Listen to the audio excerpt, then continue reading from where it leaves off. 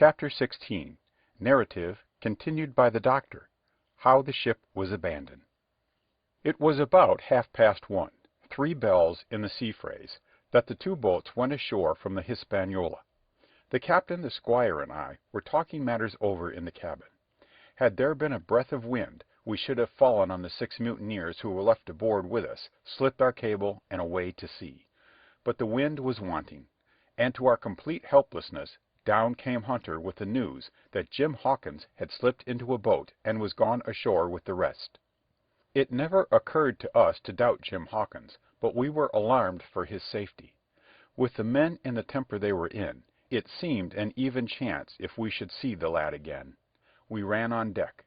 The pitch was bubbling in the seams. The nasty stench of the place turned me sick. If ever a man smelt fever and dysentery, it was in that abominable anchorage. The 6 scoundrels were sitting grumbling under a sail in the forecastle. Ashore we could see the gigs made fast, and a man sitting in each, hard by where the river runs in. One of them was whistling Lilly Bolero.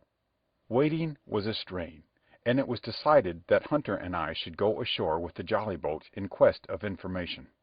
The gigs had leaned to their right, but Hunter and I pulled straight in the direction of the stockade upon the chart. The 2 who were left guarding their boats seemed in a bustle at our appearance.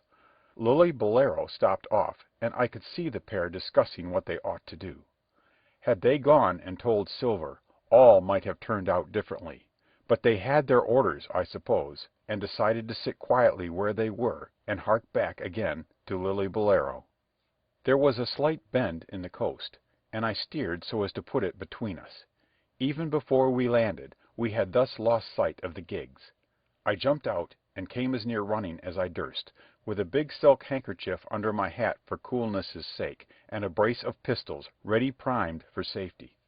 I had not gone 100 yards when I reached the stockade. This was how it was. A spring of clear water rose almost at the top of a knoll. Well, on the knoll, and enclosing the spring, they had clapped a stout log house, fit to hold 20 people on a pinch, and loopholed for musketry on either side.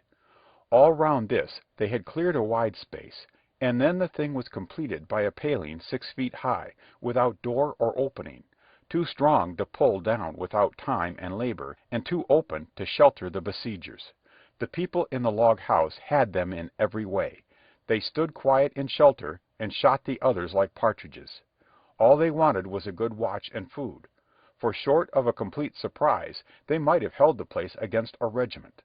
What particularly took my fancy was the spring, for though we had a good enough place of it in the cabin of the Hispaniola, with plenty of arms and ammunition and things to eat, and excellent wines, there had been one thing overlooked. We had no water. I was thinking this over when there came ringing over the island the cry of a man at the point of death. I was not new in violent death. I had served His Royal Highness the Duke of Cumberland, and got a wound myself at Fontenoy, but I know my pulse went dot and carry one. Jim Hawkins is gone, was my first thought. It is something to have been an old soldier, but more still to have been a doctor. There is no time to dilly-dally in our work, and so now I made up my mind instantly, and with no time lost, returned to the shore and jumped on board the jolly boat.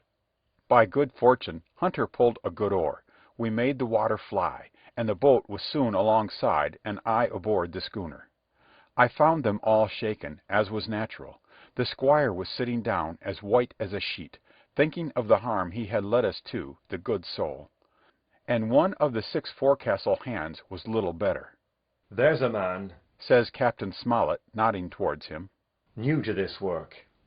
He came nigh-hand fainting, Doctor, when he heard the cry.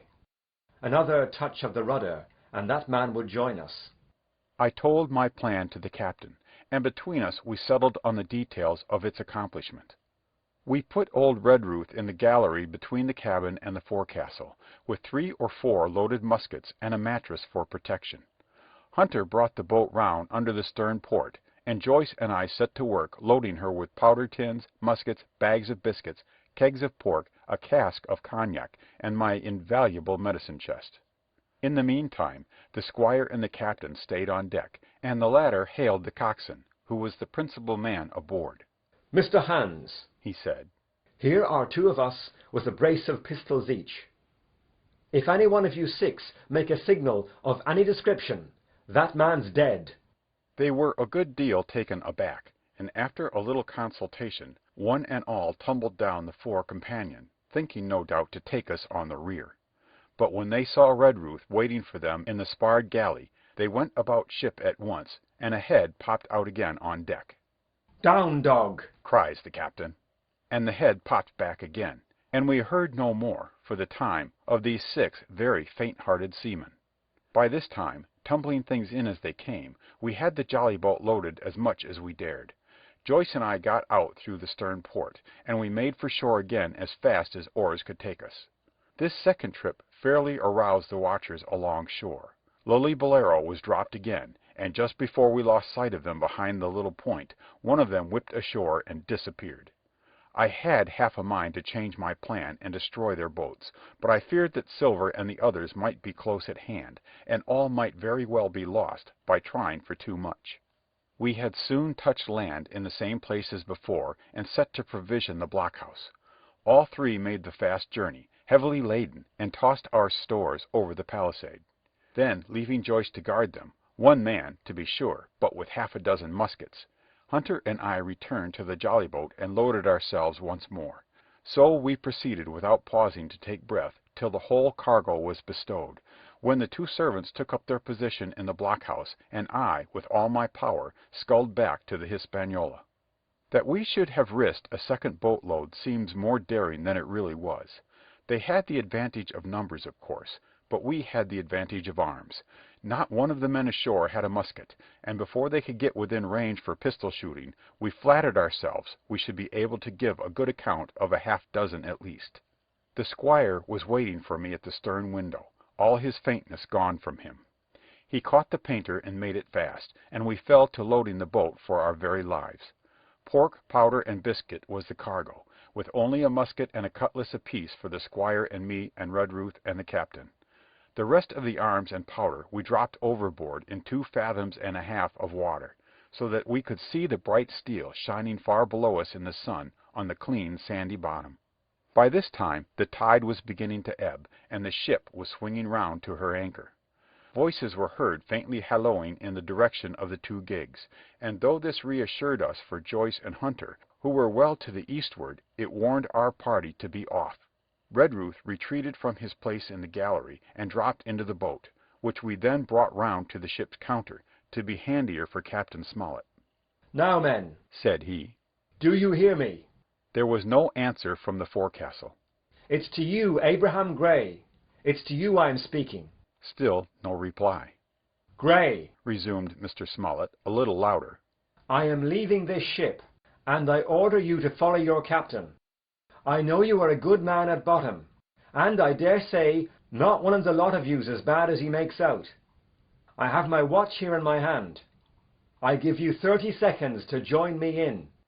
There was a pause. Come, my fine fellow, continued the captain. Don't hang so long in stays. I'm risking my life and the lives of these good gentlemen every second.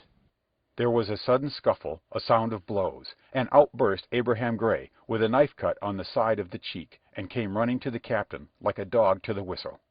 I'm with you, sir, said he, and the next moment he and the captain had dropped aboard of us, and we had shoved off and given way.